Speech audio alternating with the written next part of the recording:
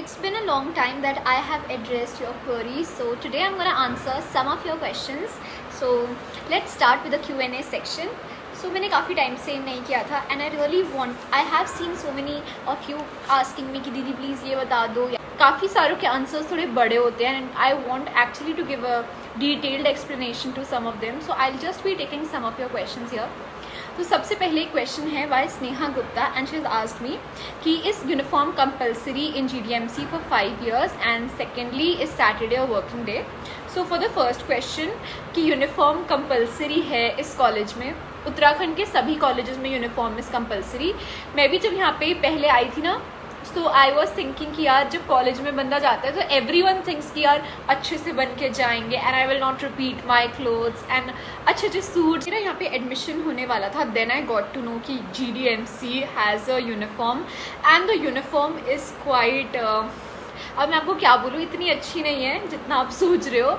कि जैसे कि it is a normal salwar and a kurta and आप कुछ इस टाइप की मेरी यूनिफॉर्म है. आपने मुझे बहुत सारे ब्लॉग्स में भी देखा होगा यूनिफॉर्म पहने हुए. एंड फॉर द 5 years, अब मैं आपको बताऊं तो देखो 4 year है आपका कोर्स, तो फिर 4th year तक तो आपको यूनिफॉर्म पहननी है and the 5th year that is when you are doing internship, तब आप स्क्रब्स पहन सकते हो. And for the second question that is Saturday और working day. So yes, Saturday is a working day. There are many colleges in India जहाँ पे Saturday working तो mostly सभी मेडिकल कॉलेजेस में है, but mostly many of them are having a half day on that day Saturday. But GDMC में ऐसा नहीं है. GDMC में सैटरडे भी is a working day. So the next question is by Jovi Bol, the category wise fees change होती है क्या?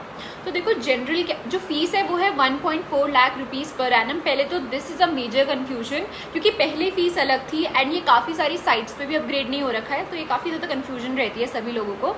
तो फीस तो इतनी है, बट बात यह है कि जो रिलैक्सेशन है वो आपको स्कॉलरशिप के फॉर्म में मिलता है. फीस चेंज नहीं होती है, स्कॉलरशिप मिल जाती है. सिर्फ for general category there is no scholarship, but for EWS category, OBC, ST, SC इन सभी के लिए स्कॉलरशिप मिल जाती है एंड उसके लिए आपको अप्लाई करना होता है.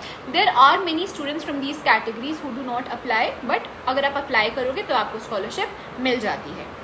नेक्स्ट क्वेश्चन के बाद this is a very major question जो मैं एड्रेस करना चाहती हूँ, जिससे कि ये है the question by Satish Saxena and इसी से रिलेटेड ना बहुत सारे क्वेश्चंस मुझसे लोगों ने पूछे. मैं आपको बताती हूँ.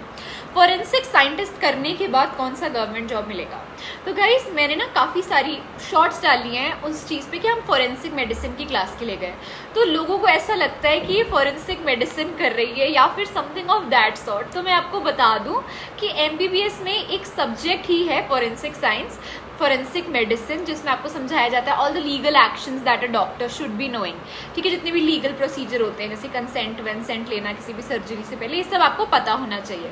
तो वो भी एक सब्जेक्ट है. एक ने तो किसी ने ये भी लिख दिया था कि ये झूठ बोल रही है और ये MBBS स्टूडेंट हो गए, फॉरेंसिक साइंस कैसे कर सकती है.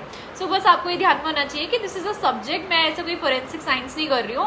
That was just a short of the subject. Question is bye Ashish Gautam, detain supply और रैगिंग के बारे में भी बताइए. एंड रैगिंग के बारे में ऐसे काफ़ी सारे लोगों ने पूछा दी आपकी भी रैगिंग हुई है क्या? तो चलिए पहले मैं आपको डिटेन और सप्ली के बारे में बताती हूँ.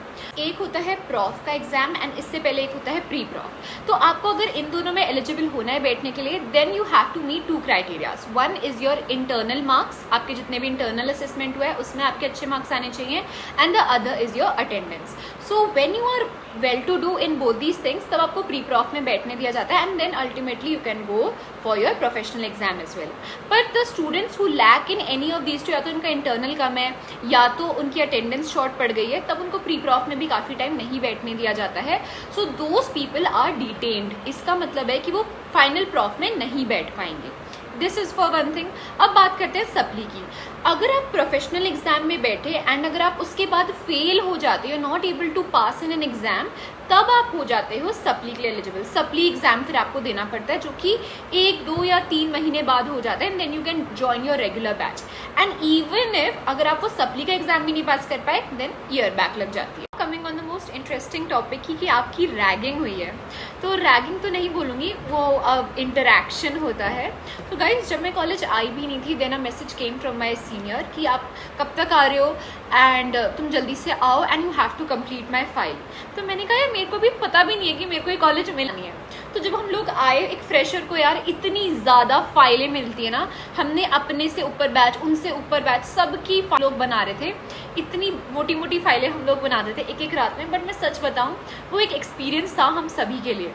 मतलब जब आप यहाँ स्टार्टिंग में आते हो, अब ऑलरेडी बहुत ज़्यादा रो रहे होते हो कि यार घर से दूर आ गए, कहाँ आ गए।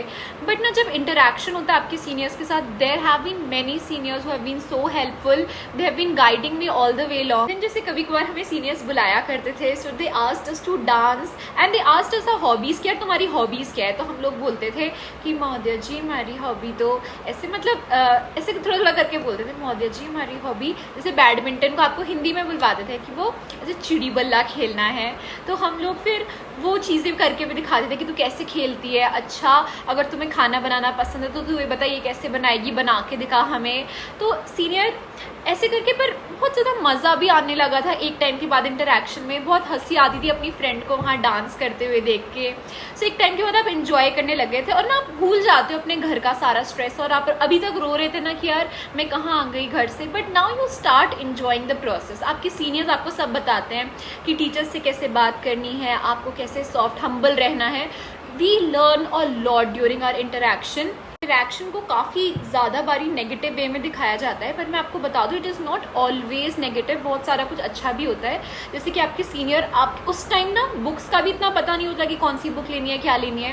सो it is your seniors only are giving you all the books कि ये ले, ये वाली बुक ले ले and take your bones and take the bone set and keep it with you for the entire year. And then सबसे important, MBBS में आप पूरी बुक तो नहीं पढ़ सकते हो, बीट एनी बुक आप नहीं पढ़ सकते हो पूरी।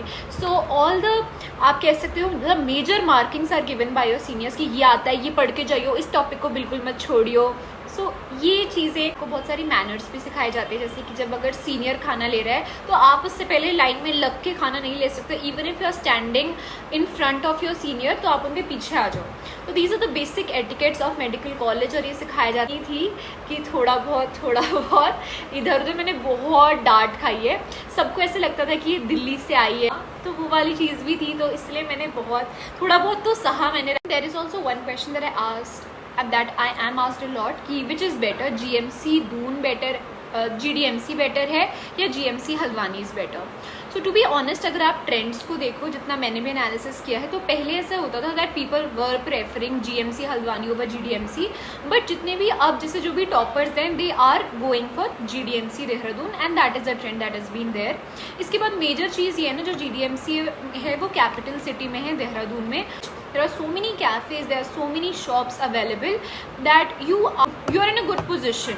मतलब कि अगर आपको कुछ भी प्रॉब्लम पड़ती है, even if you are from any other state, if you are from Delhi or any other state, then the railway station is nearby, your ISBT is nearby, obviously you can go for the airport system as well, so it is all very convenient there। Baki I do not know much about GMC Haldwani, but if you talk about my college, then the attendance के लिए teachers are very strict, पढ़ाई is very good, but attendance के लिए strictness is there. And then पढ़ाई तो सब जगह फिर अच्छी होती है, but the thing is that GMC Haldwani का infrastructure, the campus is really big, बहुत बड़ा कैंपस है उसका।